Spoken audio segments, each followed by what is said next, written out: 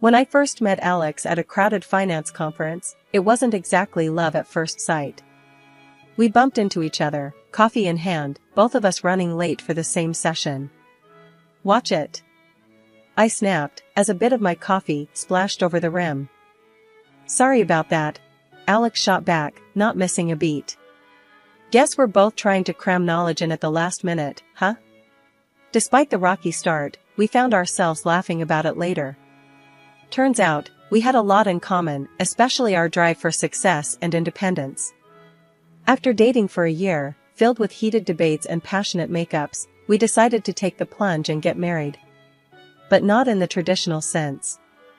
We both loved our jobs. I was climbing the ladder in financial accounting, and he was making waves in sales.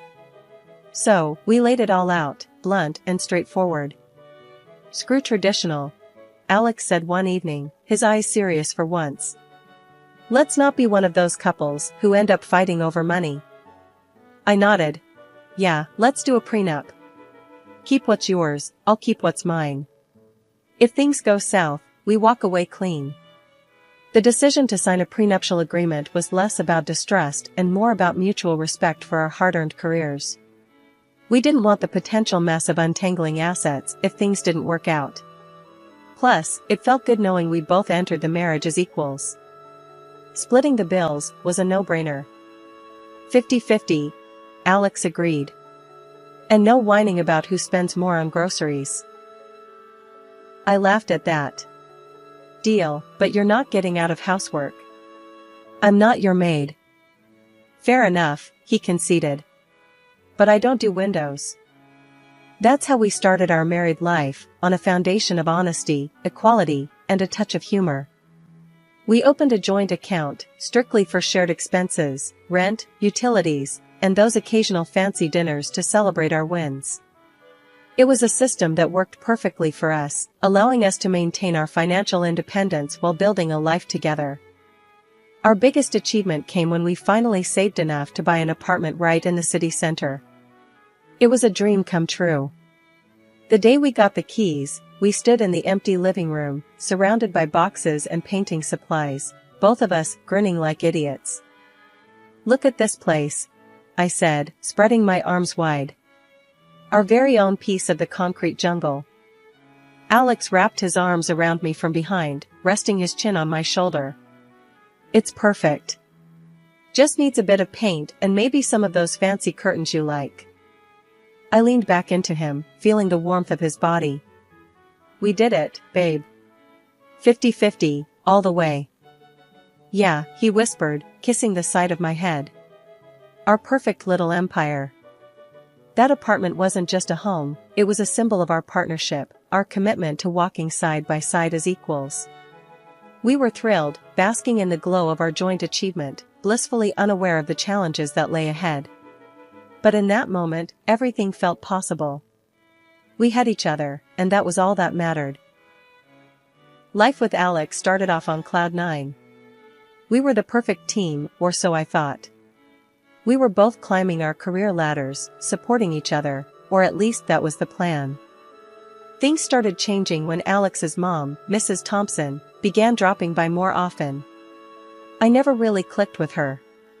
She had this old-school vibe about women's roles, and me working full-time didn't sit well with her.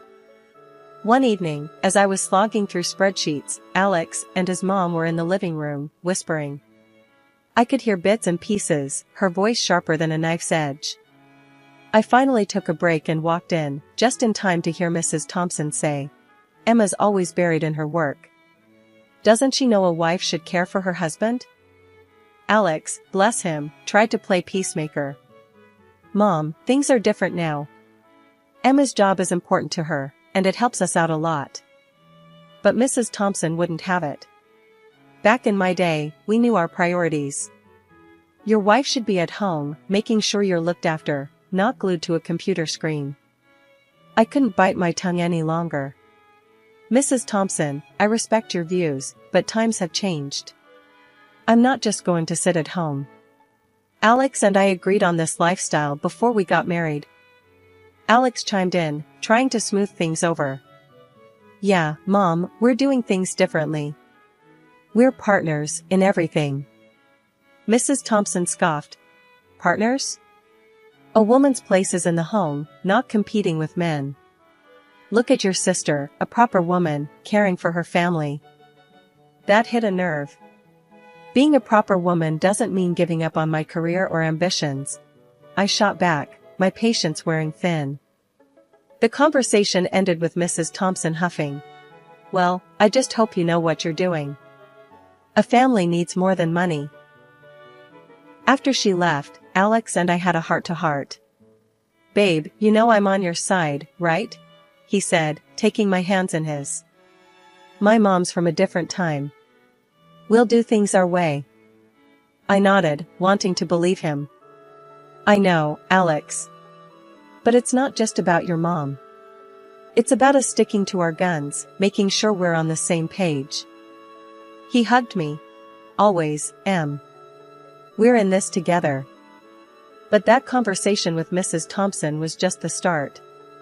Her visits became more frequent, her comments more pointed. And each time, Alex's assurances seemed to lose a bit of their strength. I started to feel like I was on my own, defending our choices, our lifestyle. It wasn't long before this tension spilled over into other parts of our life. The apartment that had been our happy place, our sanctuary in the city center, started to feel less like home. We were thrilled when we bought it, our own little slice of the city. It was supposed to be our fortress against the world, but instead, it began to feel like a battleground for old versus new, tradition versus ambition. Our happy acquisition was turning into a reminder of the growing divide between us, a divide that seemed to widen with every visit from Mrs. Thompson and every silent dinner that followed. Our home, once filled with laughter and plans for the future, now echoed with the unspoken tensions of a partnership strained by external pressures and unmet expectations. The days turned into a pattern I couldn't ignore. I kept the pace at work, juggling numbers and deadlines like a pro, all for the sake of our future. Alex, on the other hand, started showing up home way earlier than usual. At first, I thought it was a temporary thing, but then the pattern stuck.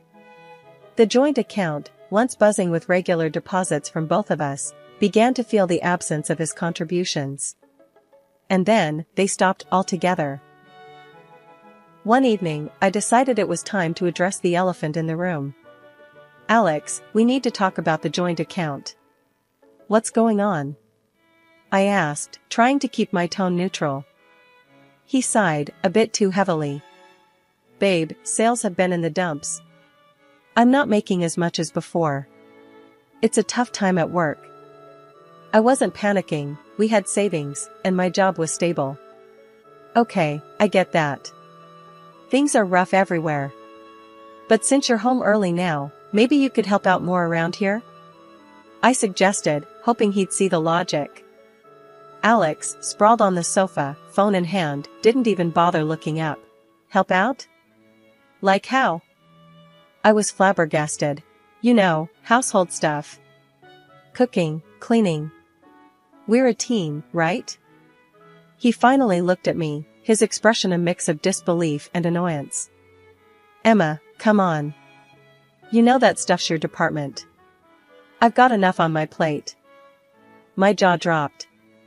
My department? What century are you living in, Alex? I'm working just as hard, if not harder. I thought we agreed to share responsibilities. He shrugged, his attention already drifting back to his phone. That's different. You're better at it, anyway. That hit me like a slap. I was counting on an equal partnership, not this outdated script he was suddenly following. I can't believe what I'm hearing. Is this really how you see our marriage? Alex let out a frustrated sigh. Why are you making such a big deal out of this? It's just how things are. Just how things are? I repeated, my voice rising. No, Alex. That's not how we agreed to things. I'm out there busting my ass every day, same as you, or at least I thought so. And then I come home to a second shift, because you've decided you're too good for woman's work? He didn't respond, just kept his eyes on his phone, and that silence said everything. I was seething, hurt, and suddenly very alone in what I thought was a partnership. This wasn't the deal. This wasn't the man I thought I married. We were supposed to be equals, but here I was, feeling like I'd somehow been demoted in my own home. The morning sun barely crept through the curtains when I realized the alarm hadn't gone off. In a frenzy, I scrambled out of bed, my heart racing against the clock. Alex, ever so calm, was sprawled on the couch, his eyes glued to his phone, seemingly oblivious to the chaos. "Alex," I pleaded, half-dressed and struggling to find my other shoe. "I'm running late, and it's going to be a marathon day at work. Can you please handle dinner tonight?" My voice was a mix of hope and desperation, clinging to the slim chance he'd step up. He spared me a brief glance, his attention tethered to the screen. Yeah, he mumbled, a non-committal grunt that did little to assure me. "Got it, dinner." "Sure." I paused, the knot in my stomach tightening. "You mean it, right?" Because last time, the memory of coming home to an empty table flashed in my mind, a silent testament to forgotten promises. Alex's annoyance was palpable as he cut me off. I said yes, didn't I? "Go on, don't worry about it." His dismissive wave was the final nudge out the door, leaving me to rush into the day with a heavy heart. The hours at work were a blur, each task piling atop the next, leaving no room for breath or thought. By the time evening wrapped its fingers around the city, I was spent, my body and mind crying for respite. The thought of coming home to a warm meal offered a glimmer of comfort in the exhausting routine my life had become. But the apartment greeted me with silence, an eerie echo of my solitude. The kitchen, untouched, bore no signs of a meal prepared, the table as barren as it had been that morning. Confusion gave way to a sinking realization as I noted Alex's absence. With a trembling hand, I dialed his number, each ring a beat in the mounting dread. His voice, slurred and distant, pierced the quiet. "Yeah? Where are you?" "I thought you were going to handle dinner," I managed, my voice a mix of frustration and disappointment.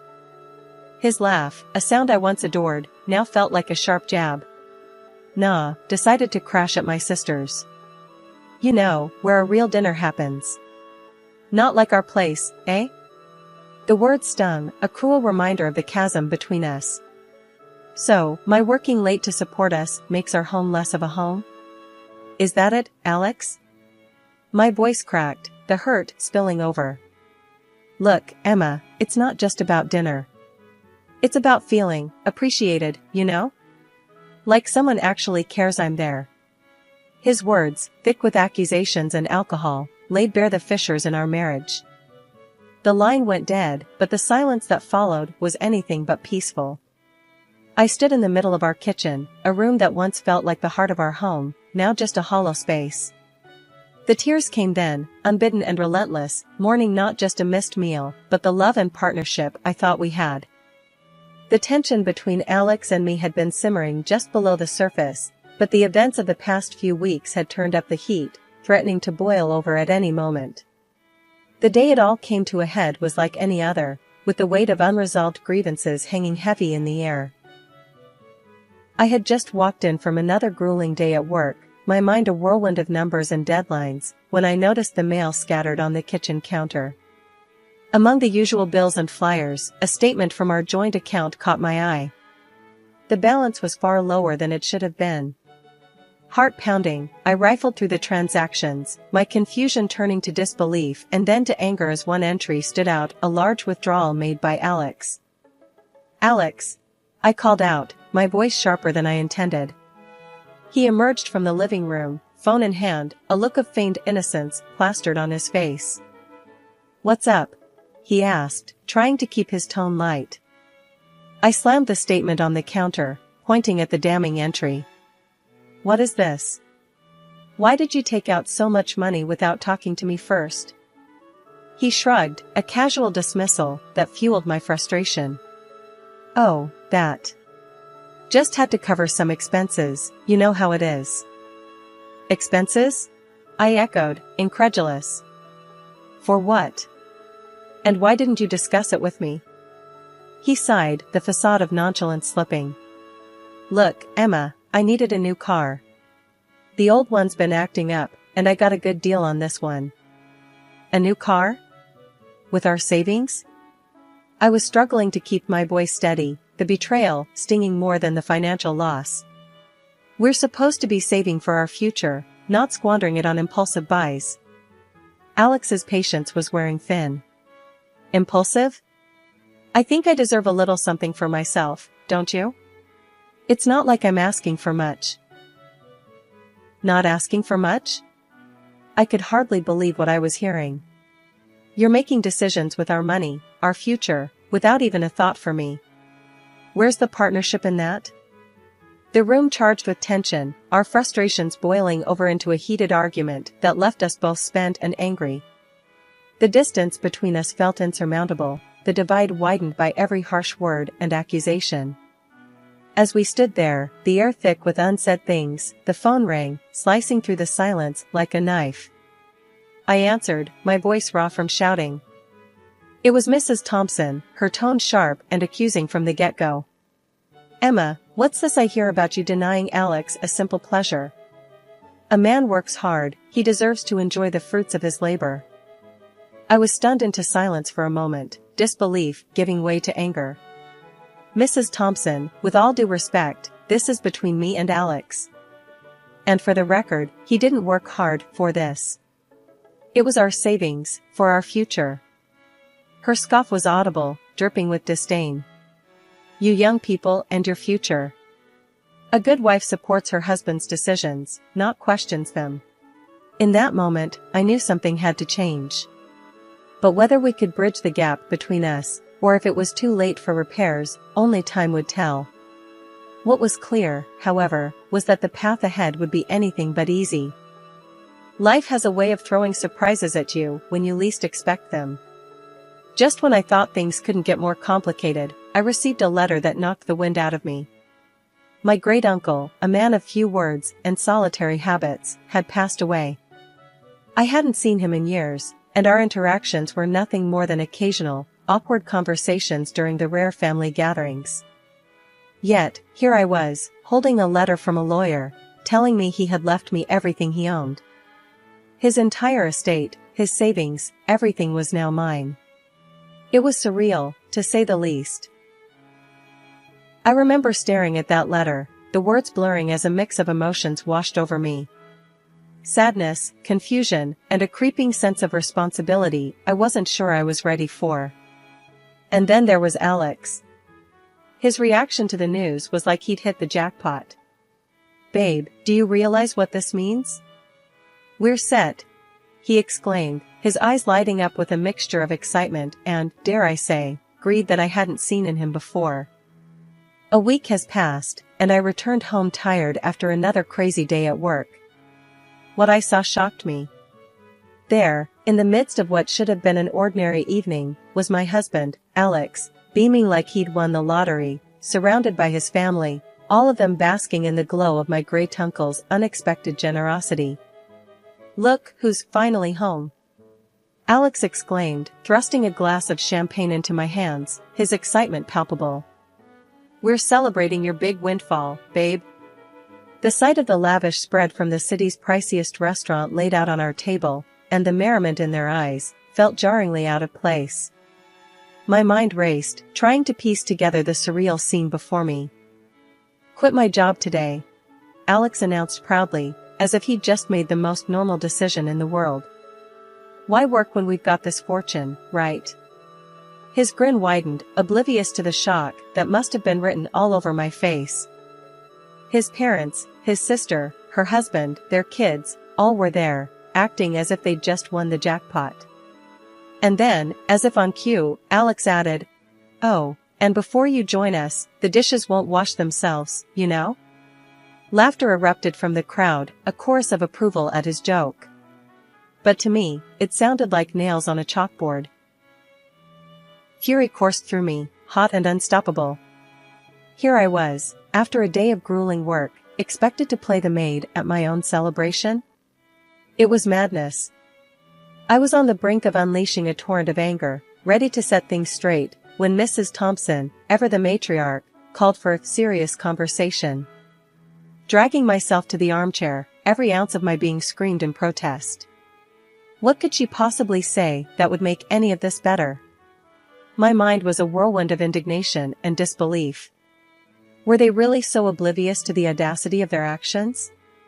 Did they see me as nothing more than a benefactor for their whims? As the absurd proposal hung in the air, courtesy of my mother-in-law, suggesting we use my inheritance to build a colossal house for what felt like the entire clan, I could only stare in disbelief. The idea that not only would we all live together, but that this would somehow excuse the entire family from ever working again, was ludicrous. Alex, beaming as if he'd just unveiled the master plan of the century, chimed in. Think about it, babe. We'd never have to worry about anything ever again. The room was filled with nods and murmurs of agreement, as if they'd all been let in on the plan before this moment. As I looked around at these people, my supposed family, I felt more like an outsider than ever. Breaking the celebratory bubble with a voice steadier than I felt, I said, I'm filing for divorce. The room fell silent, the air thick enough to cut with a knife. Alex's smile faltered, his parents' jaws dropped, and his sister's glass of champagne paused midway to her lips. My mother-in-law, always quick on her feet, laughed dismissively. Oh, darling, even if you do, the law's on our side. Alex gets half of everything you've got. Her smug assurance was the last straw. Actually, I countered, a bitter laugh escaping me. Our prenup says otherwise. Alex gets nothing of mine if we divorce. The shock that rippled through the room was palpable, their wide eyes meeting my firm gaze. And another thing, I continued, my voice gaining strength. I'll be taking all the furniture, every appliance, everything I paid for. And Alex, you'll be hearing from my lawyer about the unpaid bills and expenses you've conveniently ignored.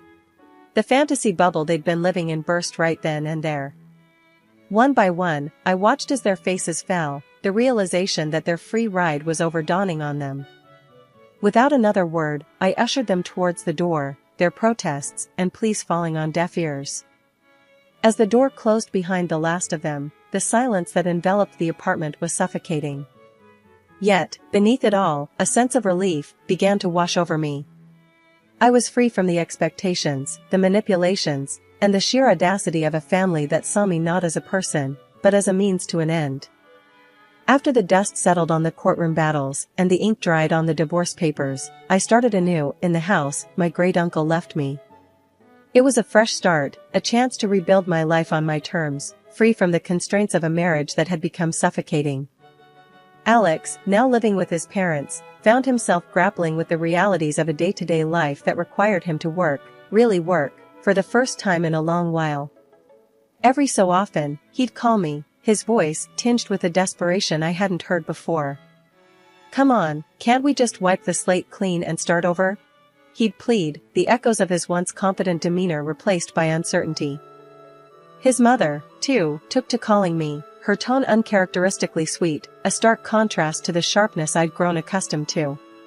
Dear, wouldn't you reconsider? For the family's sake? She'd coo, as if the words could erase the past and mend what had been broken. Each time, I couldn't help but laugh, a sound of freedom and relief. No, thank you. I'd reply, my voice steady and sure.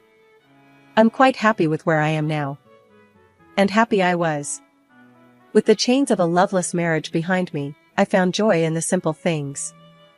I traveled, exploring corners of the world I'd only dreamed of seeing. I threw myself into charity work, finding fulfillment in helping those in need, both people and pets alike.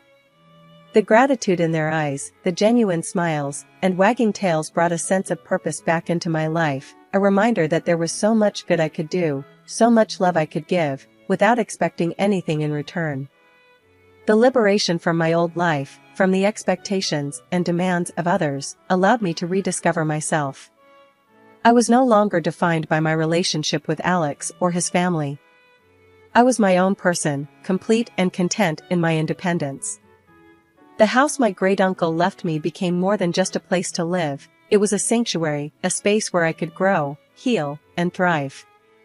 It was here, among the memories of a man who had quietly supported me from afar, that I built a life filled with passion, purpose, and peace. As I look back on the journey that brought me here, from the turmoil and strife to the calm and contentment, I'm reminded of the resilience of the human spirit. Life, with all its twists and turns, had led me to this moment of liberation, a testament to the strength within me and the promise of a future filled with endless possibilities.